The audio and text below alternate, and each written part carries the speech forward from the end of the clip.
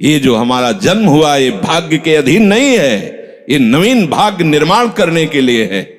नहीं तो आदेश ही नहीं देते भगवान। पशुओं को आदेश नहीं दिया जाता क्योंकि वो भाग्य के अधीन है। केवल मनुष्य शरीर को आदेश दिया गया है। किसी देवता को भी आदेश नहीं दिया गया कि आप ये करो ये ना करो, क्योंकि वो वही करेंगे जो उनके सुकृत है, उसके अनुसार बस भोग भोगेंगे। आगे कुछ नहीं कर सकते, नवीन कर्म नहीं कर सकते, न नारकी जी कर सकते हैं, न स्वर्ग के कर सकते हैं। सब अपने अपने परिणाम को केवल भोग रहे हैं। यहां परिणाम उपस्थित करने का अवसर है। आप जो चाहो अपना परिणाम कर सकते हो। आप चाहो नरक जाओ, चाहे स्वर्ग जाओ, चाहे नारायण बन जाओ, जो चाहो कर सकते हो। मनुष्य शरीर है तो ऐसा शास्त्र स्वाध्याय और पंडिताई ज्ञान किस काम का जो भगवत प्राप्ति प्रारब्ध पे छोड़ दे। तो कुछ जन हैं जो शास्त्र स्वाध्याय करके या संतों की वाणी सुनकर इस विचार में आते हैं कि मुझे क्या करना चाहिए, परिवार का पोषण या भगवत प्राप्ति। दो विभाग कर लिए इसलिए खतरा है, निर्णय नहीं कर सकता। और सही पूछो तो दो विभाग है नहीं, एक ही बात है। समझ जाओ तो वहीं वहीं भगवत प्राप्ति हो जाएगी।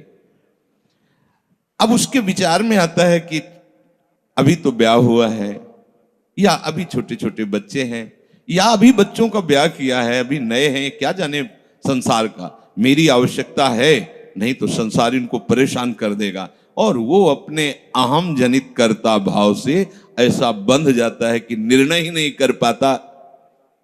श्री चरणदास जी कह रहे हैं, ए भाई समझो, जिस कर्तव्य को तुम विसार करके झूठे भाव को कर्तव्य मान रहे हो, अरे माया के दीवाने, अरे हिया नहीं रहना, करना अंत पयाना। यहां से जाना है, यहां से जाना है। ये भूल जाते हैं। माया की ऐसी भूल भुलैया है कि हमें शरीर में राग और शरीर संबंधियों के राग में सुख मिलने लगता है और लगता है कि मैं अविनाशी हूं। वैसे मैं तो अविनाशी ही है, पर विनाशी को लेकर मैं ये भूल कर बैठता है। और जिसको पकड़ा है वो सब विनाशी, सब विनाशी। गो गोचर जहां लग मन जाई, सो सब माया जानो भाई। दुनिया में लाखों का मेला जुड़ा, हंसा जब जब उड़ा तो अकेला उड़ा। समझो, ये माया की चाल है जो तुम्हें समझने नहीं दे रही। अरे भाई समझो, समझो, अरे माया के दीवानों, यहां से हमें जाना है, जाना है। कुछ साथ नहीं ले जाना है, कोई साथ नहीं जाएगा।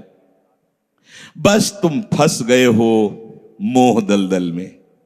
ये कुटुंब का मोह ऐसा मोह है कि कैसे तुम्हें बताएं। याद ही नहीं आती कि मुझे जाना है, याद ही नहीं आता कि सब छूटना है। ये समझ में नहीं आता कि मैं आया किस लिए। बड़ी विचित्र भूल भुलैया है। मोह कुटुंब के अवसर खोयो।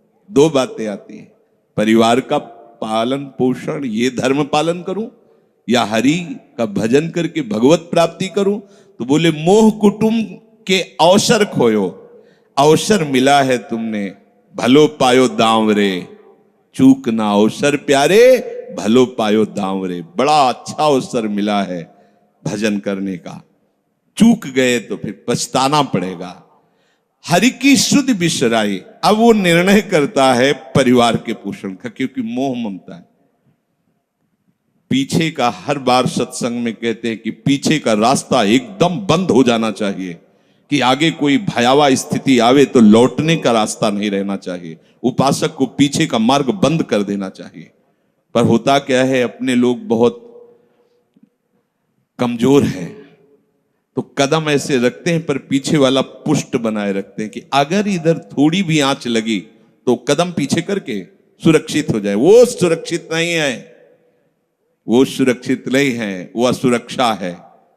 परिवार का राग, अन्य भरोसा, किसी देहधारी का भरोसा, किसी वस्तुओं, ये भरोसे लायक चीज है। अरे क्षण में बिगड़ जाने वाली चीज है। भरोसा तो हरि का है, भरोसा तो हरि गुरु चरण सेवा अनुसरो। ये भरोसा कभी तुम्हें विश्वासहीन नहीं होने देगा। ये भरोसा कभी धोखा नहीं। साधुते हो न कारज हानि, कभी तुम्हारा अमंगल नहीं हो सकता। मोह कुटुंब के अवसर खोयो हरि की शुद्ध विश्वराई।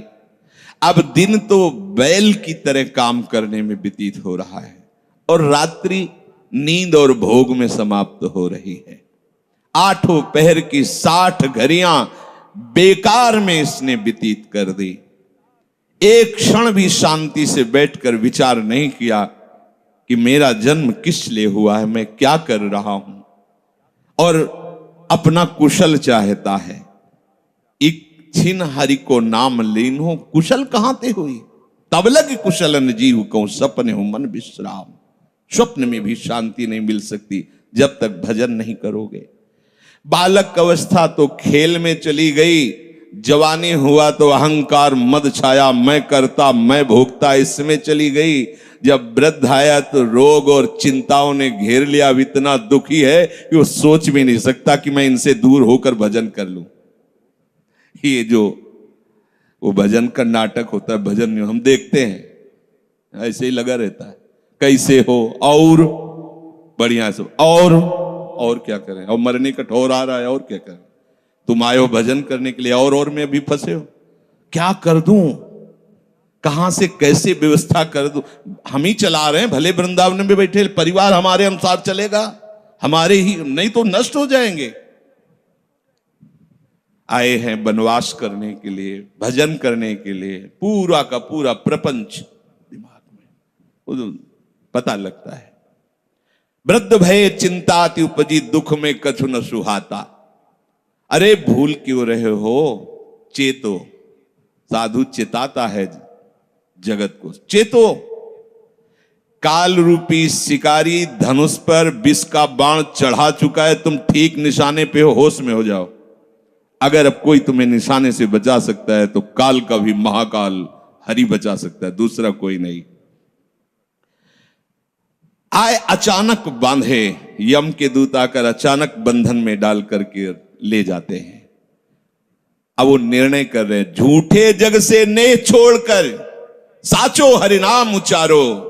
चरणदास सुखदेव कहते हैं अपना भला विचारो, इसी में अपना भला है। तो क्या करें, घर परिवार छोड़कर तुम्हारी तरह बाबा जी बन जाए। बाबा जी बनने से भगवत प्राप्ति नहीं होती। अगर आप बाबा जी बाहरी बात को ले रहे हैं तो उसको समझ लीजिए, बाबा जी बनने से भगवत प्राप्ति नहीं होती, प्रभु के होने से भगवत प्राप्ति होती है। वो आप चाहे गृहस्थ वेश में रहकर बनो या आप विरक्त वेश, 2 मार्ग शास्त्रों ने स्थापित किए हैं, वो प्रभु के लिए।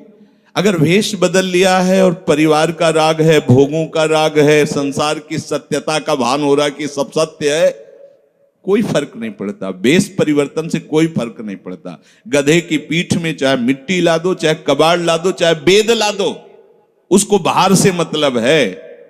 शरीर में चाहे लाल कपड़ा पहनो, चाहे सफेद पहनो, चाहे काला पहनो, चाहे नीला पहनो, चाहे पीला पहनो, ये तो वस्त्र है।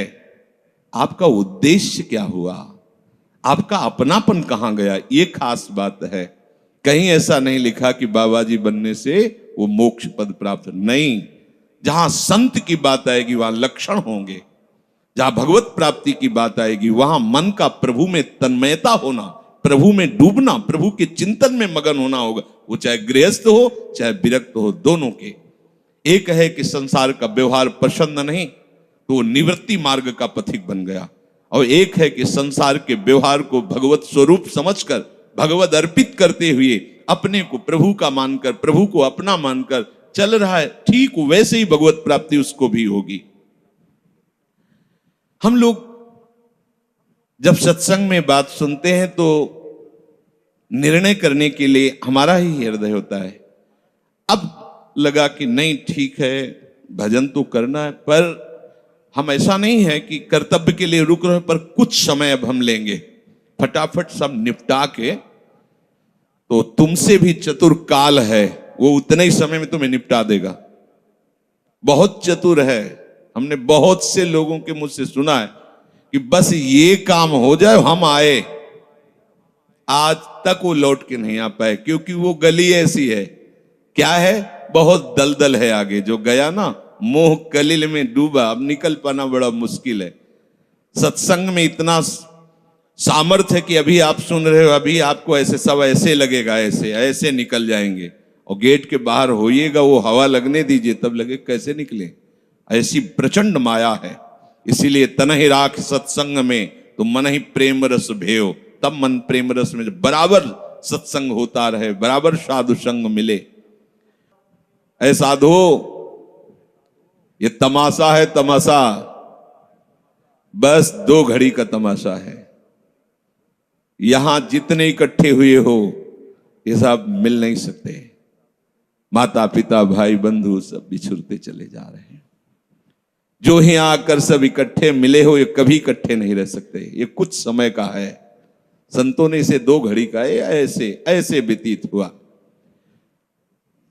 हम लोग परिवार को अपना मैं मानकर, मेरा मानकर के जो पोषित कर रहे हैं, वो कुछ समय के लिए है। जैसे नाव नदी के ऊपर बाट बटाऊ आए, मिल मिल जुदे होए पल माही आप को जावे। जैसे नदी पार करने के लिए 50 लोग इकट्ठे हुए, नाव में बैठे, नाव किनारे पहुंचे, सब अपने अपने मार्ग को चले जाते हैं, कोई किसी का साथ नहीं देता है।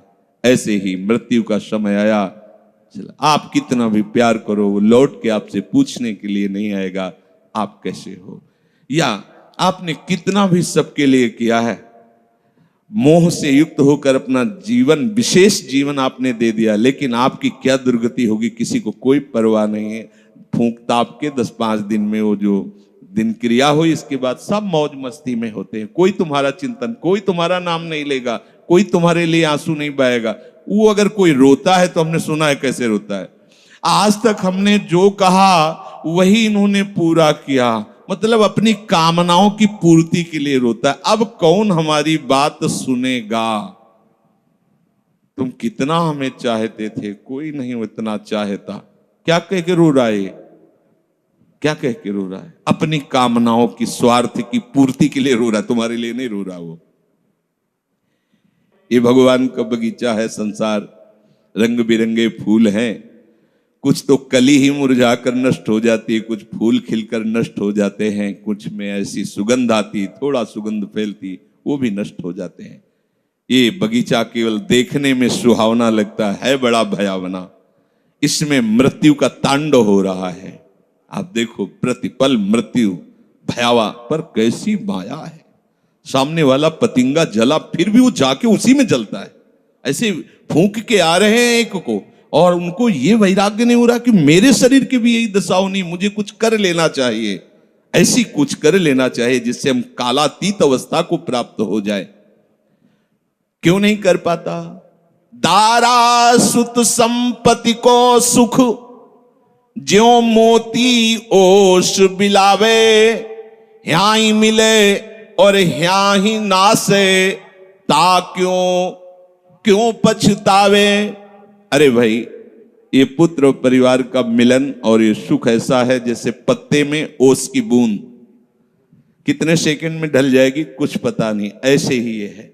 बड़े हर्षित हो रहे हैं, बाजे बजवा रहे हैं, बहुत दिनों बाद लड़का हुआ है, फूले नहीं समा रहे, और काल की अवधि बहुत अलु खत्म। अब वो बूंद जो है पत्ते में गिर गई। अब किस बात को लेकर यहां खुशी मनाई जाए, किस बात को लेकर हम यहां गर्व करें?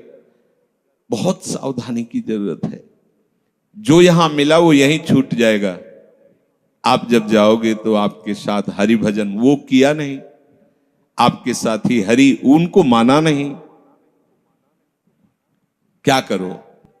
कुछ दे दे, क्या? सबको सुख देने की भावना, सब में प्रभु की भावना। जो भी तुम्हारे पास मन वचन कर्म से प्राप्त हुआ है वो सबको सुख देने के लिए है, सब में प्रभु है। ये बात समझ में नहीं आएगी। सबको क्यों सुख दें? क्योंकि सुख मिलना है। आप सिद्धांत समझो, आप सबके सुखों को खींच करके उनको दुख देकर सुखी होना चाहते हो, तो वो दुख लौटकर बड़ा भारी रूप रख करके आपको भोगना पड़ेगा। आप दूसरे को सुख दिए तो सुख लौट के बड़ा भारी सुख आपको देगा। ये सिद्धांत समझो ना, पर समझ ठीक है नहीं। तो हम दूसरे को दुख दे करके अपने को सुखी मानना चाहते हैं तो वो दुख बहुत बड़ा रूप रख के आता है और हम दुखी हो जाते हैं। नहीं, आज तक तो सब लोग सुख के लिए ही कर रहे हो, तो सुखी हो जाना चाहिए। मतलब गलत है, कहीं ना कहीं सिद्धांत गलत है। सत्संगति को लाभ बड़ो है, साधु भक्त समझावे, चरण दास ही राम सुमिर ले, गुरु सुख देव बतावे। चरणदास जी कह रहे तुम्हारा परम हितकारी हरि है, उसी से नेह लगा लो, सदगुरु के वचनों पर विश्वास करो, प्रभु के नाम का निरंतर रटन करो। अब ये बात हमारी समझ में आई सत्संग के द्वारा कि हमारे जीवन के जो दो उद्देश्य बन रहे थे कि एक तो क्या करें, परिवार का पोषण करें या हरि भजन करें, तो दो भाव जो बने थे उनको तो मिटार दो, दो है ही नहीं। घर गृहस्थी में जो है बिल्कुल उसे बंधनकारी मत समझो, प्रभु का सब कुछ मानकर नाम सुमिरन करते हुए जो सेवा करो। अरे बड़ा आनंद आता है। आपको लगता है कि बैठकर भजन होता है, बिल्कुल ये मन की चाल है, नहीं होता। मन को भजन में नहीं लगाओगे तो चाहे पड़े रहो चाहे बैठे रहो, भजन नहीं होने वाला। और अगर भजन में लगाओगे तो फावड़ा चलाते हुए भजन होगा। जब नाम का अभ्यास करना था तो नई अवस्था थी, तो गुरुजन हर समय सेवा में लगाए रहते थे। बड़ी बड़ी पत्थर की शिलियां आश्रम में थी, उठा उठा कर उनको जमा कर खोद के बना बराबर करना, तुलसी का बगीचा लगाना, गेंदे का बगीचा लगाना, और वृक्षों को हैंड पैप से भर भर के पानी 100 बाल्टी खूब सींचना खूब, और उसमें भी नाम स्मरण करना। और जो पूर्व सदगुरुदेव भगवान थे बड़े ही बाहरी कठोर नियम वाले, और उस समय नाम का अभ्यास उसी समय करवाया गुरुदेव भगवान ने। ऐसे नाम पूरे में सोने लगाना, गुरुदेव भगवान की कृपा से ये समझ में आया। तो हमें लगता है कि कोई भी काम करते हुए भजन हो सकता है, कोई भी। अरे जब युद्ध हो सकता है तो और क्या बात है। अब बोलो आपका निर्णय कि मैं परमार्थ में जाऊं या व्यवहार ठीक करूं। हम कह रहे हैं वो व्यवहार ही परमार्थ बना लो ना, भागने की जरूरत कहाँ है। और जब आपकी अरुचि बढ़ेगी, वैराग्य बढ़ेगा, तो तुम्हें कोई रोक नहीं पाएगा, वो तो स्थिति आएगी। और अगर स्थिति के लिए बिना तुम भागोगे तो यहां के वही प्रपंच करोगे, यहां भी वही प्रपंच करोगे, भजन नहीं होगा। तो पहले तो साधक को इस बात को लेकर संदेह होता है कि संसार का व्यवहार करना कर्तव्य है या भजन करके भगवत प्राप्ति करना कर्तव्य। अब उसका सत्संग के द्वारा निर्णय होता है, चाहे शास्त्र का चाहे संतों का, कि नहीं नहीं मुझे तो इस जन्म में भगवत प्राप्ति करनी है। संसार के इन सब कार्यों को तो बहुत जन्मों में किया है, अब इस जन्म में भगवत प्राप्ति करनी है। ऐसा निर्णय सत्संग से होता है। जब ऐसा निर्णय हुआ तो भोग उसे कड़वे लगने लगे। ये शरीर का विलास, इंद्रियों का विलास उसको एक दुखद लगने, कैसे कैसे छोड़ूं, कैसे हटूं। अब उसी को वैराग्य कहते हैं। अब उसके अंदर वैराग्य बढ़ने लगा। जब वैराग्य बढ़ने लगा तो वो प्रभु की तरफ चलने के लिए उतावला हुआ। अब उसके सामने प्रभु की तरफ चलने के लिए जो बताने वाले वो शास्त्र हैं और वो संत जन हैं। अब इतने संत जन हैं कि उनकी सबकी अलग अलग साधना है, अलग अलग उपासना है। इतने शास्त्र हैं कि उनकी अलग अलग धाराएं हैं, और बिना इसके कल्याण नहीं होगा। सब कोई कहता है हमारा मार्ग ठीक है, सब सिद्धांत कहते हैं इससे भगवत प्राप्ति, इससे भगवत प्राप्ति, इससे ऐसा, इससे। वो साधक फंस जाता है कि चलूं तो किस में चलूं। उसके सामने साध्य और साधन विषयक तरह तरह के भेद साधकों के द्वारा, संतों के द्वारा, भक्तों के द्वारा डाले जाते हैं सामने। फिर शास्त्र को पढ़ता तो बहुत सी बातें शास्त्र में निकलती हैं, और वो बेचारा परेशान हो जाता है कि अब मैं क्या करूं। संसार का तो सत्संग के द्वारा समझ लिया कि ये ठीक नहीं, मुझे भगवत प्राप्ति, पर कैसे भगवत प्राप्ति करूं।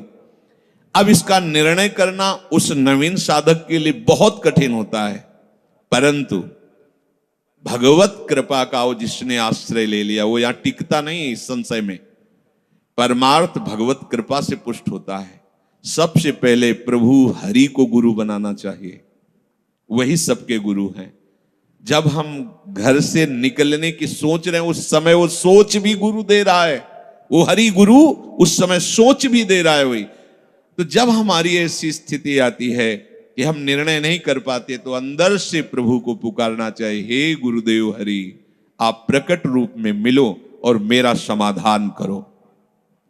अब जो ही वो अंदर से ऐसी दशा में प्रभु की शरण होकर के पुकारता है तो भगवत कृपा उसे सदगुरुदेव के रूप में प्राप्त हो जाती है। ये ओहो, जो मैं खोज रहा था वो मिल गया।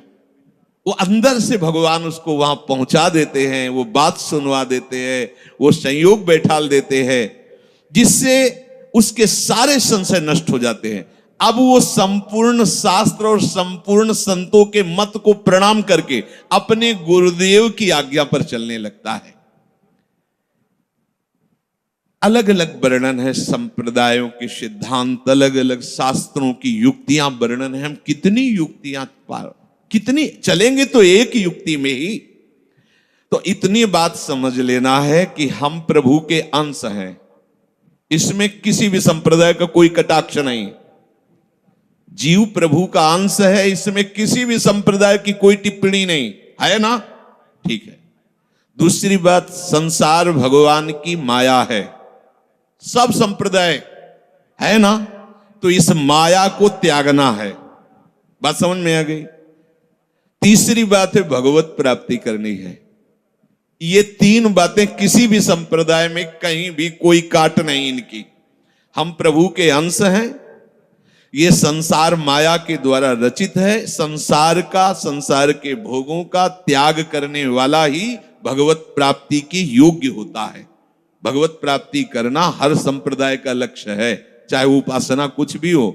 संसार का त्यागना हर संप्रदाय का लक्ष्य है।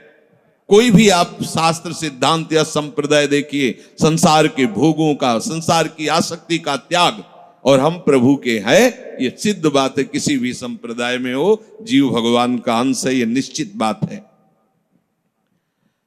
तो ऐसा निर्णय गुरुदेव की कृपा से स्वाभाविक हो जाता है कि अब सब सिद्धांतों को भले सुन लें, लेकिन हमें चलना का हमें पता है।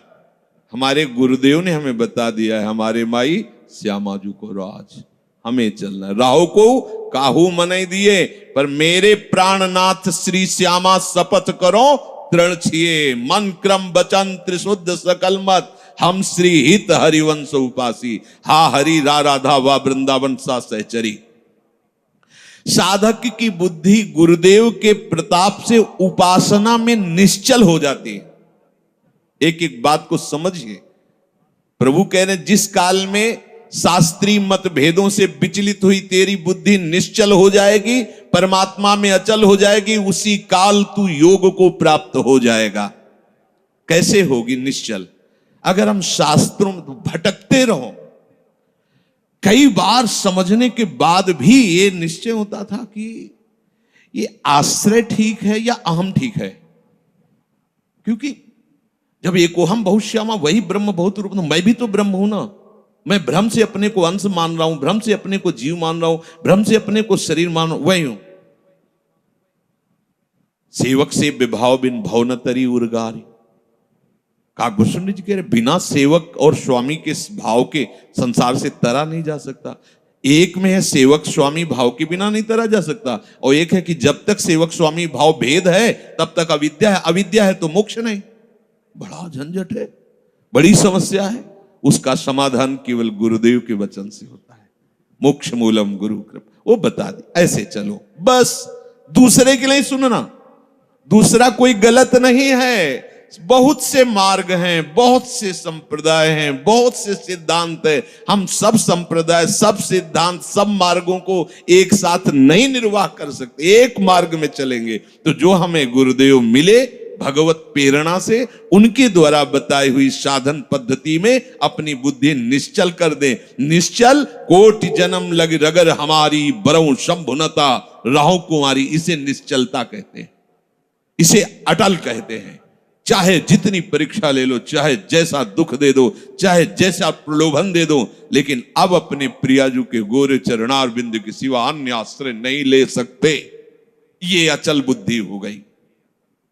साधक की बुद्धि निश्चल हो जाती है कि अब तो मुझे केवल प्रिया प्रीतम का नाम रटना है, प्रिया प्रीतम की सेवा करनी, प्रिया प्रीतम के भरोसे में रहना और प्रिया प्रीतम के पास ही जाना है। ये निश्चय लगभग लगभग ऐसा तो हो गया होगा, क्योंकि सत्संग सुन रहे हैं बहुत काल से। कई बार सत्संग में कहा चित्त का समाधान हो जाना ही उपासना की परिपक्वता है। यदि आपसे कोई प्रश्न करे कि आपका उपासना का स्वरूप क्या है, तो श्री राधाजुग चरण निवास, बस आगे कुछ है ही नहीं। हमारा केवल उपास्य तत्व प्रेम, प्रेम का मूर्तिमान स्वरूप लाडली लाडली के गोरे चरणारविंद, बस भजन साधन ये सब उनकी कृपा से हो रहा है। हमारा लक्ष्य केवल लाडली, भरोसा केवल लाडली, अपनापन केवल लाडली। अभी जीत गए, अभी जीत गए। ज्यादा जैसी तरिवंश प्रपंच बंच सब काल ब्याल को खायो, यह जिये जान श्याम श्यामापद कमल संग सिर नायो। मुझे प्रियालाल को प्राप्त करना ये दृढ़ निश्चय हुआ गुरुदेव की कृपा से। ऐसा दृढ़ निश्चय होने वाली बुद्धि को अचल कहते हैं। जब दृढ़ निश्चय हो जाता है तो साधन अब सिद्धावस्था में परिणित होने लगता है। ध्यान रखना, जब तक ये करें कि ये करें कि ये करें कि ये करें ऐसा चलता रहता है तब साधक रहता है। और जब ये निश्चय हो गया है अब उसका साधन सिद्धावस्था की तरफ जा रहा है, क्योंकि अब उसको निश्चय की जरूरत नहीं, वो हो चुका है। प्यारे जो वृंदावन धाम, नाम रूप लीला उनके गुणों का गायन, ये हमारा तय हो चुका है। इसमें कोई मिलावट नहीं होगी।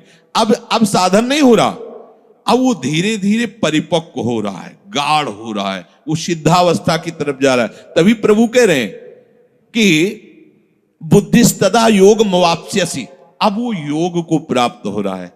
निश्चय हो गया, अब योग को प्राप्त। देखो निश्चय है कि नहीं, ना हो तो कर लीजिए। अब हमें साधन संबंधी जिज्ञासा नहीं रहनी चाहिए कि मुझे क्या करना है। अगर ये जिज्ञासा रही मुझे क्या करना है तो सब किया कराया माटी हो गया। मुझे क्या करना है, प्रियाजू कहूं, प्रियाजू के लिए श्वासें, प्रियाजू के लिए शक्ति है, उन्हीं के द्वारा दी, उन्हीं की, चाहे गृहस्थी में हूं चाहे विरक्ति में हूं, प्रियाजू कहूं, प्रियाजू के लिए चेष्टा करूं। प्रियाजू ही हमारी मालिक है, हमारे जीवन का पूरा अधिकार प्रियाजू को है। अब वो दुख दें सुख दें, लाभ है हानि है, दुर्गति है नरक है स्वर्ग है, इसकी मुझे कोई परवाह नहीं। इतना तो निश्चय हो जाना चाहिए। और इतना निश्चय हो जाए तो भगवान से भी कृपालु हमारी लाडली जी हैं। भगवान को बहुत करुणा समुद्र कहा गया है भी, लेकिन उस करुणा समुद्र का गाढ़ रूप श्री लाडली जी महाराज हैं। अरे इनके भरोसे हो जाने पर अलबेली सरकार है, कहीं आज तक पर जल्दी कोई भरोसा इधर का पा नहीं पाता, क्योंकि ये एकांतिक महल है। और जिसे भरोसा मिल गया वो निहाल हो गया, निहाल हो गया। अब उसे प्रियाजू के साथ नित्य संयोग का अनुभव होने लगेगा। ध्यान दीजिए, बुद्धि का निश्चय, उपासना का परिपक्व अवस्था की तरफ पदार्पण हो रहा है। अब उसे प्रतिपल लग रहा है कि प्रियाजू हमारे साथ है। लग नहीं रहा है, छिन छिन बिहरत संग, सेवक जी कह रहे हैं, छिन छिन बिहरत संग, छिन छिन निरखत प्रेम भरी, और छिन जस कहत अभंग, ये जो कृपा हरिवंश की। निश्चय में जितनी कमी होती भगवत प्राप्ति में उतनी ही देरी होती है। निश्चय में जितनी कमी होती है भगवत प्राप्ति में उतनी देरी होती है। क्रिया से भगवत प्राप्ति नहीं है, निश्चय से भगवत प्राप्ति है। निश्चय गुरु कृपा से होता है, गुरु वचनों से होता है, सत्संग से होता है। जब बुद्धि अपने आराध्य देव में निश्चल हो जाती है तो उसे नित्य योग का अनुभव होने लगता है। संसार से संबंध विच्छेद करने के लिए बुद्धि को निश्चल होना ही चाहिए। अगर निश्चल, तभी हम कई बार कहते हैं माता पिता का भरोसा रखेंगे तो आप हमारे आराध्य देव और गुरुदेव के वचनों पर चल ही नहीं सकते। भोगेश्वर प्रसक्ता नाम तया प्रहत चेत साम व्यवसायत्मिका बुद्धि समाधो न विधीयते, नाटक हो जाएगा। अगर ऐसा होता तो रघुनाथ दास गोस्वामी जी जगन्नाथ जी में अखंड भंडारा शुरू कर देते। हलवाई भेजे थे, रुपए भेजे थे, दोनों पिता जो भाई थे बड़े अरबपति खरबपति उस समय थे। मजूमदार पदवी उनको प्राप्त थी, पूरा राजा महाराजाओं जैसा नहीं। जगन्नाथ जी के सिंहपौर पर खड़े होकर भीख मांगकर खाते और वो सब त्याग दिया। ये है परमार्थ का स्वरूप। ऐसा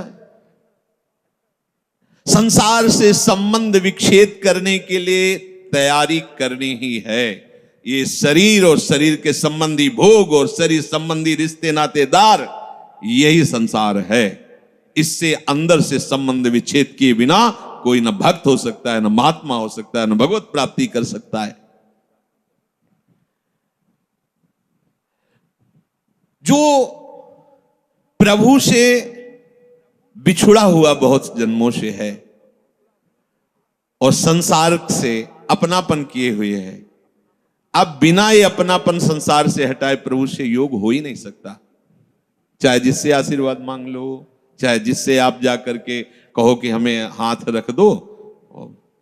लोग ऐसे बावरे हाथ पैर रखने से कुछ होता है क्या? कुछ नहीं होता।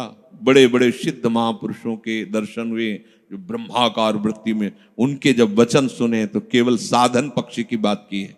आप अपने भजन पर अधिकार रखो, केवल आप अपने संयम नियम पर अधिकार रखो, अपनापन प्रभु से रखो, बस यही आशीर्वाद है कि तुम्हारा साधन बन जाए, तुम्हारा उपासना में मन लग जाए, ये आशीर्वाद है। अगर इसमें नहीं लगा तो कोई आशीर्वाद फलीभूत नहीं होगा। ये सब भ्रम की बातें छोड़ दो। नौटंकी नाटक अलग चीज है। ये ले उसे संतरा और हाथ सहला दिया और फिर लिफाफा रख दिया, ये नाटक तो बहुत बढ़िया हो सकता है, लेकिन ये आशीर्वाद मत समझना। तुम्हारी भजन में रुचि हो जाए, तुम्हारी विषयों में अरुचि होकर संयम नियम पूर्वक प्रभु आराधना में मन लगने लगे, ये संत का आशीर्वाद फलीभूत हो गया। जो आपने शरीर और शरीर के संबंधियों पदार्थों में अपनापन कर लिया, ये भूल त्यागे बिना तुम्हारा योग हो ही नहीं सकता। कितनी बढ़िया बात, बड़ी अमृतमयी बात है। और जब आप संसार से वियोग करोगे तो प्रभु से योग स्वाभाविक हो जाएगा, करना नहीं पड़ेगा, क्योंकि वो हमारे हैं। संसार से योग करना पड़ता है, योग होता भी नहीं है। कहां अपने हाथ में कुछ लग रहा है क्या? प्रतिपल आयु नष्ट होती चली जा रही, प्रतिपल जो वस्तु पदार्थ सब दूर होता चला जा रहा है, आप उसे पकड़े हुए केवल हो। और इनको छोड़िए तो प्रभु से योग करना नहीं पड़ेगा। हमारा योग है वही जागृत हो जाएगा, स्वाभाविक जागृत हो जाएगा। हमारी बुद्धि प्रभु में निश्चल हो जाएगी। अब प्रश्न बनता है कि जिसकी प्रभु में बुद्धि निश्चल हो जाती है उसके क्या लक्षण होते हैं? अर्जुन जी कह रहे, स्थित प्रज्ञस्य का भाषा समाधिस्थस्य केशव, स्थित धी किम प्रभासेत किमासीत ब्रजेत किम। जिसकी बुद्धि प्रभु में स्थिर हो जाती है, अचल हो जाती है, निश्चल हो जाती है, उसके क्या लक्षण होते हैं? अर्जुन ने पूछा। वो स्थिर बुद्धि वाला कैसे बोलता है, कैसे बैठता है, कैसे चलता है और कैसे व्यवहार करता है? बहुत सुंदर विषय है। जिसकी बुद्धि प्रभु में स्थित हो गई है, अर्जुन जी प्रश्न कर रहे हैं कि वो कैसे लक्षण होते हैं तो समझा जाए कि इसकी बुद्धि स्थित है। वो कैसे बोलता है, उसकी वाणी से कैसे पहचान किया जाए कि जो बोल रहा है ये स्थिर बुद्धि वाला है, या जो बोल रहा है वो चलायमान बुद्धि वाला है। अभी परमात्मा में इसकी निश्चयात्मिका बुद्धि नहीं हुई है। वो बैठता कैसे है, वो व्यवहार कैसे करता है, वो चलता कैसे है? अर्जुन जी ने ऐसा प्रश्न किया तो प्रभु उत्तर दे रहे हैं कि प्रजहाति यदा कामान, बहुत अमृतमय वचन है। प्रजहाति यदा कामान सर्वान् पार्थ मनोगतान् आत्मन्येवात्मन तुष्टः स्थित प्रज्ञस्तदोच्यते। आहा, जो स्थित प्रज्ञ बुद्धि, स्थित अचल, जिसकी बुद्धि अपने आराध्य देव में अचल हो गई है। किसकी? जिसकी संपूर्ण कामनाएं भली भांति शांत हो गई है। आहा, सर्वान कामान, संपूर्ण कामनाएं प्रजहाति, भली भांति शांत हो गई, अब कुछ नहीं चाहिए। वो अपने आप से अपने आप में संतुष्ट रहता है। इसके दो भाव हैं कि वो अपने आत्मस्वरूप में नित्य आनंद में डूबा रहता है।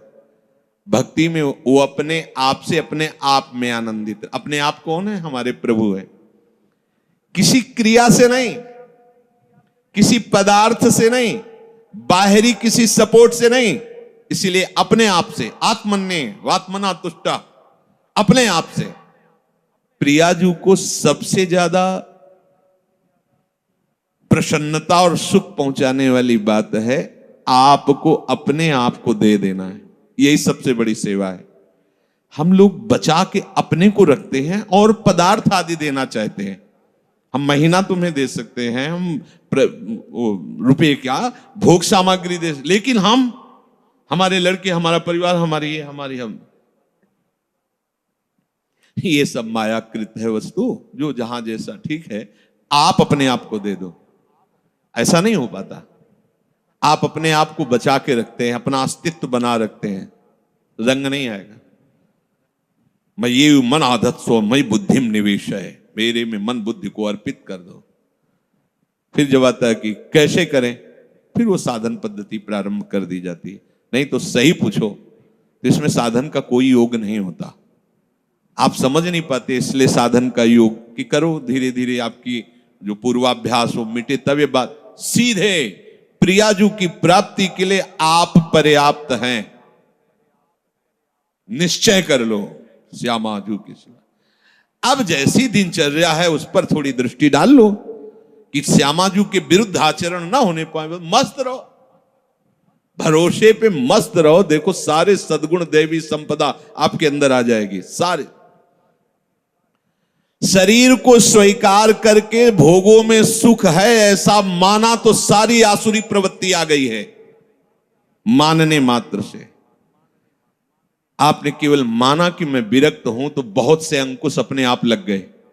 विरक्त हूं, जहां आपकी मान्यता होती वैसा रंग चढ़ने लगता है। मैं प्रियाजू का हूं, प्रियाजू मेरी हैं, ऐसी मान्यता से सारे भागवतिक सद्गुण आ जाएंगे जो महात्मा में होते हैं, जो रसिकों में होते हैं, जो भगवत प्रेमियों में होते हैं। अब ये बात समझ में नहीं आती, इसीलिए फिर लगाया जाता है आप ऐसा करो, इनको त्यागो, उनको, छोटे छोटे छोटे छोटे सब करते हुए जब यहां आता है, अगर वो अपने आप को नहीं दिया, ये सब कर रहा है तो उसका फल होगा प्रियाजू नहीं मिलेंगी। अपने आप को कर तो अभी से समझ लो, अभी से आपको प्रियाजू मिलेंगे, अपने आप को समर्पित। पर समर्पित का कोई अस्तित्व नहीं होता। जैसे रूपलाल हित हाथ बिकानी, निधि पाई मन मानी। अब ये समझ पाओ तो समझ पाओ, नहीं तो फिर साधन में लगो। धीरे धीरे जब साधन में लगते जाओगे तो अभी क्या है, इतनी बहिर्मुखता है कि फिर क्रियाओं को, फिर क्रिया जिनसे होती है उन करणों को जब हम धीरे धीरे उधर मोड़ने लगते हैं, तो चूंकि इन्हीं के पीछे हम चल रहे थे, यद्यपि उल्टा है ये बात, इन्हीं के पीछे चल रहे थे, इसलिए धीरे धीरे लगने लगता है मैं प्रियाजू का हूं। ये बहुत लंबा सफर है। अगर आप स्वीकार कर ले मैं प्रियाजू को, तो आपके करण और आपकी चेष्टाएं सब अभी इसी क्षण से प्रियाजू को समर्पित होने लगेंगी। वो समझ नहीं आती, क्योंकि बहुत समय से अपनापन शरीर और शरीर संबंधी भोगों और शरीर संबंधी रिश्ते नातों में, इसलिए कहने का होता है अरे नहीं अब तो हमारे माता पिता आप ही हो। अब तो जब अवसर आता है तो माता पिता के पास होते हैं, एक भी बात गुरु की नहीं माननी, एक भी बात शास्त्र की नहीं। ये कहने सुनने से कोई बात नहीं बनती, स्वीकृति से होता है। यहां प्रभु कह रहे हैं प्रजहात यदा कामान सर्वान पार्थ मनोगतान। जब उपासक ये निश्चय कर लेता है कि प्रभु के सिवा मेरा कोई नहीं, अब जो कामनाएं होती वो सुख के लिए होती। कोई भी कामना, ये खाऊं, ये देखूं, ये सुनूं, चलो हमारी ऊंची स्थिति नहीं, पर उसे हम प्रियाजू के ऊपर छोड़ देते हैं। अगर हमें हलवा मिलना है पाने को, तो तुम ना करो, तुमको वही पाना पड़ेगा। जिधर भी जाओगे हलवा मिलेगा, क्योंकि तुम्हें पाना है प्रियाजू को। और नहीं पाना है तो चिंतन ही करते रहो, मिलना नहीं है। क्योंकि आप तो काहे को चिंतन, अगर कामना स्फुरित भी होती है तो उसे सीधे प्रियाजू को समर्पित करो। देखो प्रियाजू ये बात है, एक तो समर्पित करने की जरूरत नहीं, उनका मकान वो खुद जान रही, कौन सी खिड़की टूट रही, कौन सा कहां क्या हो रहा, उनका मकान है ये। बिल्कुल सीधे समझो, जब मकान नाम में कर दिया तो उसकी छिपकली भी उसी में हो गई, जाला भी हो गया, मकरी भी हो गई, और उसकी जो गंदगी वो भी उन्हीं के नाम हो गई। आप समझो, बिल्कुल समझो, मकान नाम हो गया ना, जैसे कहते सब पूरा हो गया उसमें, अच्छा बुरा जो भी था सब नाम। ऐसे ही जीवन प्रभु के हवाले कर दिया। अब आप निश्चिंत। एक सूत्र नारद जी ने लिखा है कि जो उपासक ऐसा समर्पित हो जाता है, उसके काम क्रोध लोभ मोह मद मत्सर ये भी समर्पित हो जाते हैं, ये सब भगवत स्वरूप हो जाते हैं। ये विरोध तभी करते हैं जब हम भगवत विमुख है, देहाभिमानी, इसलिए जलाते हैं, हमें भ्रष्ट करते हैं। और जिस समय आप भगवत समर्प, तो ये सब भगवत स्वरूप हो जाते हैं, ये सब प्रभु को समर्पित हो जाते हैं। जिस समय उपासक मन में आई हुई संपूर्ण कामनाओं को भली भांति त्याग देता है, अब ये थोड़ा समझना होगा यार रुक के, हमारे अंदर जो सुख भोग की लालसा यही कामना पैदा करती है। हम कहते हैं ठीक है तुम्हें कोई ज्ञान नहीं, पर एक पर विश्वास कर लिया, जैसे मान लो आप यहां अधीन हो गए राधा केली कुंज में स्वामी जी के, तो अब तुम्हें इच्छा करने की क्या जरूरत है कि हमको ये भोजन में मिले, क्योंकि तुम थोड़ी, अब तो जो श्री जी का भोग लगेगा वो आपको मिलेगा। अगर आपके अंदर आता भी है अज्ञान के कारण, यद्यपि आपको जरूरत नहीं किसी भी भोग की, आप बहुत सुख स्वरूप हैं, किसी भी भोग से आपको सुख नहीं मिला है, न मिलेगा और न है, आप इतने सुख सिंधु हैं कि बिल्कुल ये समझ लो तटस्थ हैं। जैसे प्रभु सुख राशि, ऐसे आप भी सुख राशि, ईश्वरंश जीव अविनाशी, चेतन अमल सहज सुख राशि। पर अपने स्वरूप का बोध न होने के कारण शरीर भाव से आपके अंदर जो कामनाएं, तो जब शरीर समर्पित कर दिया तो कामनाएं भी समर्पित हो गई। अब आपको चाहिए कि धैर्य पूर्वक ये देखो कि हमारे अंदर जो कामनाएं हो रही हैं वो विषय सेवन के लिए हो रही हैं। अब मेरा अधिकार नहीं है क्योंकि श्री जी को समर्पित है। अगर ये होना होगा तो अब हमको इसके विषय में नहीं सोचना है, अब वो हमारे योगक्षेम का वहन करेंगे, अब हमें चिंता नहीं करनी। इस भाव से कामनाओं के जो आप जलन में जलते उसको त्यागो, क्योंकि बिना कामना त्यागे आगे बात नहीं मिली। कामना का त्याग, क्यों कामना करते हो? सच्ची मानिए, जैसे बिना कामना के तुम्हें दुख भोगना पड़ता है, ऐसे बिना कामना के सुख भोगना पड़ेगा। अच्छा, ये तो कर्म की बात कही, लेकिन हम कर्म के आश्रय में थोड़ी, प्रियाजू के आश्रय। अब जिससे आपका मंगल होगा वही वस्तु व्यक्ति स्थान आपके संयोग में आने देंगी, नहीं आने देंगी। आप बेपरवाह हो जाओ, एकदम ऐसे हो जाओ, हम तो बहुत नीच है, हम तो कामी हैं, हम तो ये हैं वो, तो नामे क्या किया है तुमने? गुरु के सन्मुख होकर के रजिस्ट्री किसकी की थी? किसकी रजिस्ट्री की थी? धोखा क्यों? प्रभु से धोखा क्यों? तनुवांग मनोभिर, शरीर मन वाणी लिखित, हे गुरुदेव। ये शरणागति का मतलब क्या होता है? हे गुरुदेव, जैसे जज के सामने नहीं कि हम अपनी संपत्ति इनको ट्रांसफर करते हैं, तो हे गुरुदेव आपने जो परिचय बताया प्रिया प्रीतम का, आपने जो नाम दिया, आपने जो मंत्र दिया, आप तन मन वाणी सब आराध्य देव के चरणों में समर्पित है। अब बोलो आपका बोलने का क्या अधिकार? आप पूरे के पूरे अहम में रहते हो, लिखा पढ़ी भी कर दे तो कैसे होगा? मान लो ये जमीन किसी ने लिख गई श्री जी के नाम, और वाकई यहां सत्संग नहीं होगा, कैसे तुम ऐसा कैसे बोल सकते हो? ऐसे ही होता है। आप कहते हो कि तनुवांग मनोभिर मलय सोहम तविवाश्रित, और फिर इसके बाद अहंकार का खेल दिखाते हो, तो दिव्य शक्तियां जो आपको धक्का मार के बाहर निकल, झूठा कहीं का। नहीं तो भगवत प्राप्ति हो गई है, किसी साधन से नहीं, श्री जी के नाम में कर दिया। श्री जी के नाम में कर दो ना, अंदर की बात है, किसी को बाहर थोड़ी बताने की बात। अब आप अभी निश्चिंत हो गए, जब पवाएंगे पालेंगे, जब सुलाएंगे सो जाएंगे, जब जगाएंगे जग गए, जब जो सेवा करवा रहे हो सेवा हो रहे, नहीं हो रहा तो हमारी भगवत प्राप्ति है। क्योंकि हम जितने बूढ़े शरीर वाले हो चाहे जवान शरीर वाले हो, क्रियापरायण हो चाहे निष्क्रिय हो, हम अपने आप को श्री जी के हवाले कर दिया है। कामी हैं, क्रोधी हैं, लोभी हैं, मलिन हैं, जैसे भी हैं, जैसे पूरा का पूरा मकान आपके नाम। अब बेपरवाह हो जाओ, पर करते नहीं हो इसीलिए बेपरवाह नहीं हो। अगर कर दो तो अभी नाच पड़ोगे, बाजी जीत। तभी तो बलिहारी गुरु चरणों की होती है, ऐसे थोड़ी बलिहारी। इतना बड़ा समस्या ऐसे मिटा दिया, बलिहारी बलिहारी बलिहारी हृदय में बार नाम सुकृत धन अपनी जीवन अति हित मान देत वरदान। ये हमें बहुत बड़ी वस्तु मिल गई। अब जब समस्त कामनाओं का त्याग करके एकमात्र निश्चल बुद्धि प्रभु में होती है तो उसे कहा जाता है स्थित प्रज्ञ। ऐसा समझ लो जैसे भुना हुआ चना, भुने हुए चने को कहीं भी कितने भी गीली मिट्टी में खाद डाल के आप कभी अंकुरण नहीं हो सकता। ऐसे जो स्थित प्रज्ञ होता है, कोई भी भोग वासना उसके हृदय में हलचल नहीं पैदा कर सकती, वो निरपेक्ष होकर भोगता है। प्रसाद अच्छे से अच्छा या प्रतिकूल या अनुकूल, जैसी भी परिस्थिति वो बाहरी है। जैसे आप क्या पाके कैसे हो, आपको अपने को क्या परेशानी, ऐसे ही इसको इसका प्रारब्ध है या इसको प्रभु ने निश्चय किया है कि हलवा पाना, पा लिया।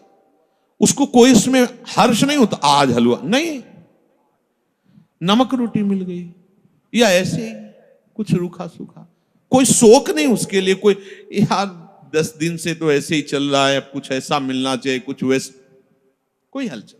क्यों? क्योंकि वो भोगता नहीं, वो शरीर नहीं है, प्रियाजू को अर्पित है, जैसा जो कुछ। अब ये थोड़ा समझना चाहिए। कब समझोगे, कब इस पे चलोगे? स्थित प्रज्ञ वही है, उसी की बुद्धि प्रभु में निश्चल मानी जाती है जो सर्व कामनाओं का त्यागी होता है। कोई खास बात नहीं है, और इतनी बड़ी बात है कि जन्म जन्म रगड़ करते रहो फिर भी इससे नहीं निकल पाओगे। और इतनी हल्की सी बात है, कनेक्शन कटा पूरा सब खत्म, से ले चलो पूरा सब खत्म।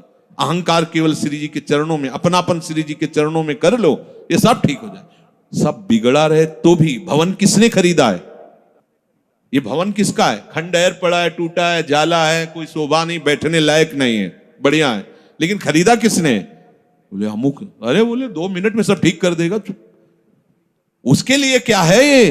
बस आज वो अपिचेत सुदुराचारो भजते माम अनन्य भाग साधुरेव समन्तव्य सम्यक व्यवसिता। ऐसा खरीदा किसने है? प्रभु के वचन है, गीता जी में आगे आएगा। अपिचेत सुदुराचारो, सुमन सांगोपांग दुराचार करने वाला वर्तमान में, लेकिन उसने निश्चय कर लिया कि अब मेरा केवल भगवान ही उद्धार कर सकते हैं, मैं बहुत नीच और पापी हूं, केवल भगवान ही। भगवान करे साधु मानो। बोले कैसे माने साधु, ये तो खंडहर पड़ा है, हर जगह से बेकार है। बोले हम बनवा देंगे, हम बनवा देंगे। अच्छा, उनके बनवाने में ईंट गारा की जरूरत नहीं, दृष्टि में बदल जाएगा। मैं बनाऊंगा साधु से, करो सत्य ते साधु सब, ठेका ले लिया, अब बात बन गई। बिल्कुल सहज सरल बात तुम्हें बता रहे हैं। भगवत प्राप्ति करने के लिए अपने आप को जैसे हो वैसे के वैसे प्रभु के चरणों में लिखित दे दो। कहां से लिखित? हृदय से। अब आपका प्रश्न उत्तर नहीं बनता है, आप अंदर से शांति से बैठकर, ब्रह्म मुहूर्त का समय है, मेरे बनाए ना बनेगी कोटि कल्प लो।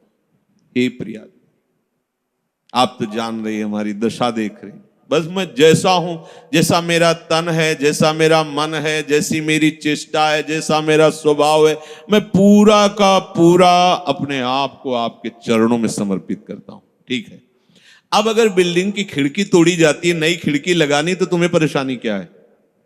समझ रहे हो? यहां ऑपरेशन होना है, यहां परेशानी है, ये रोग है, ये इन्फेक्शन है। अब आपका प्रश्न कैसे बनता है? अगर आप कह रहे हो कि प्रियाजू तो सर्व सामर्थ्यशाली, हमारा ये ठीक हो जाना चाहिए, ए धोखेबाज, तुम्हारा क्या ठीक हो जाना चाहिए? तुमने तो नाम कर दिया था प्रियाजू के। आप सोचो कितने हम लोग बेईमान, प्रभु से बेईमानी करते हैं। उन्हीं की वस्तु है, अपनी मान ली। इस भूल मिटाने का परिणाम होगा परमानंद। भूल जो तुमने कर ली, वैसे तो दंड मिलना चाहिए।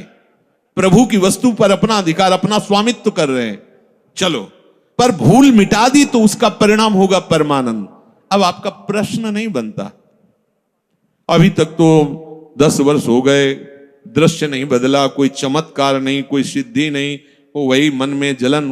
हमें भैया क्या मतलब, हमने तो नाम ही कर दिया है। बार बार यही सोचो, हमने अपने आप को प्रभु के चरणों में समर्पित, बहुत बड़ी बात है ये, आखिरी बात है ये। संभाल करके वहां पहुंचा पाना हमारे बस की बात नहीं। मेढकों का तौलना है, 2 रखो तराजू पे तो 4 छलांग लगाते, 4 रखो तो पूरे के तनवांग मनोभिर्मलई सोहम तवै वाश्रिता। समस्त कामना रहते हुए भी वो भगवत प्राप्ति के योग्य हो जाएगा। ये हम आपको बात बता रहे हैं। समस्त कामना रहते हुए भी वो बहुत कृपालु है। 1 सेकंड से कम हिस्से में वो हमारी बात बना देंगे, 1 सेकंड के कम हिस्से, क्योंकि इसका राग ही केवल कामना है। बस आप समझ लो, ये राग थोड़ा सा मुड़ा प्रियाजू के चरणों की तरफ, कामनाएं अपने आप शांत हो जाएंगी। और आप चाहो तो जब से सृष्टि हुई कि आज तक कोई भी कामना हमें छोड़ नहीं पाई, ना हम कामनाओं को छोड़ पाए। सब स्टॉक लगा हुआ है, हम कब तक निकल पाएंगे? जब देखो तब कोई न कोई वासना कामना, सब ज्ञान विज्ञान की बातें होती, पर कामना वासना। तो एक उपाय बहुत बढ़िया मिला, ये आत्मसमर्पण। अंदर से बिल्कुल सीधी भाषा में आज ही रजिस्ट्रार के पास जाके पूरी की पूरी वैभव संपत्ति इनके नाम करवा देते हैं। यहाँ के रजिस्ट्रार हैं रसिक जन, और यहाँ की संपत्ति है एक एक श्वास प्रियाजू के चरणों। अब हमारा अधिकार नहीं, चाहे नरक भेजो चाहे स्वर्ग भेजो, पर इस बात को पकड़ो तब होगा, नहीं तो अभी बात ये होती थोड़ी देर में इतने प्रश्न के चिट्ठे आ जाएंगे। अब जब प्रश्न आ गए तो करता आ गया ना, करता आ गया तो फिर करो ऐसा। कोई प्रश्न, कोई आपका प्रश्न, कोई प्रश्न क्यों? अब क्या हम किसी लायक नहीं, कुछ कर सकते नहीं, अब तो हम प्रियाजू के जैसे हैं। जैसे ऐसा परिवर्तन होता चला जाएगा, इस बात में बड़ी दम है। पर ये हम बात ऊपर से बोलते, अंदर से हम अहम की दशा में भोगों में विचरण करते हैं, तभी सब गलत हो जाता है, तभी गलत हो जाता है। अगर आप अपने आप को प्रभु के चरणों में समर्पित कर दें तो चाहे गृहस्थ हो चाहे विरक्त हो, वो प्रभु की सामग्री है। जैसे सिंह के सामने से उसके शावक को कोई पीड़ा नहीं पहुंचा सकता, भय नहीं दे सकता, ऐसे हरिराम व्यास जी ने पद में लिखा है, श्यामा श्याम के आश्रित को कोई भी भोग रोग शोक साप ताप ये कुछ स्पर्श नहीं कर सकता। हाँ, शरीर में होगा, लेकिन प्रियाजू ऐसी ऊंचाई पे बैठाल देंगी कि ये सब साप ताप राग रोग शोक आदि स्पर्श ही नहीं करेंगे। वो अपने आप में संतुष्ट रहता है, प्रभु के विधान में संतुष्ट रहता है। अब हम सब प्रभु के विधान के, हम क्यों नहीं देखते प्रभु के विधान को? हम क्यों मांगे फैला रहे हैं? हम क्यों अपनी बातें रख रहे हैं? हमारी यही समझ में नहीं आता। अब तो मौन होने का अवसर है, कुछ बोलने का अवसर नहीं, ना प्रार्थना करने की जरूरत है। ये मकान हमारे नाम करवा दिया तो अब रोज आके प्रार्थना करने की, देखो ये जाला नहीं लगना चाहिए, देखो इसकी खिड़की सुरक्षित रखना, दबका के भगा दिया जाएगा। अब तेरे को क्या मतलब, मैं इसमें जाला ही फैला दूं, तेरे को क्या मतलब? ऐसे ही अब हमें प्रार्थना की भी जरूरत नहीं। प्रभु इज्जत रखना, प्रभु स्वस्थ रखना, प्रभु हमारा कल्याण कर मत करो, हमारा कुछ है ही नहीं। अब आपकी इज्जत की बात है, अब आप अपनी शान बान को देखिए। हमारी तो जो थी वो आप में समर्पित हो गया, आप देख ली। अरे बड़ी मस्ती, अभी तभी तो कह रहे बिगड़ी जन्म अनेक की अब वही सुधे। आपको समझ में नहीं आ रहा, कह देंगे हाँ अभी मैंने कह दिया श्यामा से, और 2 मिनट बाद बात करेंगे तो देखो बुद्धि कहां स्थित है, केवल अहंकार में, देहाभिमान में। किसी ने कहा कि आपके स्वास्थ्य के लिए 1 माला रोज जप करते हैं, शेष माला अपने लिए जप करते हैं। गलत। आपका अस्तित्व क्या रह गया है? आप हो क्या? अब आप तो केवल गुरु के हाथ के खिलौने हो, यंत्र हो, श्री जी के हाथ के यंत्र हो। अब जो हो रहा है वो सब श्री जी करवा रहे, जो हो रहा है वो सब श्री जी के लिए हो रहा है। हम आपके लिए 1 माला करते हैं, बहुत ही अज्ञान की बात है। हमारा अस्तित्व क्या रह गया है? हमारा जीवन, हमारा भजन, हमारा सब कुछ हरि गुरु के लिए है। जब ये भावना आ जाएगी तो उसी से हरि गुरु आपके हो गए, इससे नहीं। ये भावना जब आ गई उसी से हरि गुरु आ। बड़ा मस्ती का मार्ग है। छोड़ो, बस छोड़ो, तुम्हारे बस की बात नहीं है। जिनके बस की बात है उनके हवाले अपने आप को कर दो अंदर से। और जब कभी तुम्हें मन भय दिखावे, परेशानी दिखावे, द्वंद्व दिखावे, तो उसी समय उनसे बात करो ना। मैंने तो उनके नाम कर दिया, उनसे बात, मन से कहो उनसे बात करो, हम क्या करें, हम तो बिक गए, रूपलाल हित हाथ बिका, बिक गए लाडली जू के चरणों। अब हम ज्ञान विज्ञान से समझावें तो आपके समझ में समझा तो रहे पीछे से। स्थूल है, सूक्ष्म है, कारण है, ये तुम नहीं हो, तुम आत्म स्वरूप हो। अपने स्वरूप में आओगे तो तुम्हारे अंदर कोई कामना है ही नहीं। अब अपना स्वरूप शीशा में देखते तो ये नजर आता है, क्या समझ में भैया, जो कुछ है स्थूल सूक्ष्म कारण और मैं, सब कुछ श्री जी, जो हमें पता नहीं क्या है क्या कैसा है, वो सब श्री जी के हवाले। बात सुधर गई, इससे बहुत जल्दी बात सुधर जाएगी। शेष चर्चा आगे। श्री राधा वल्लभ।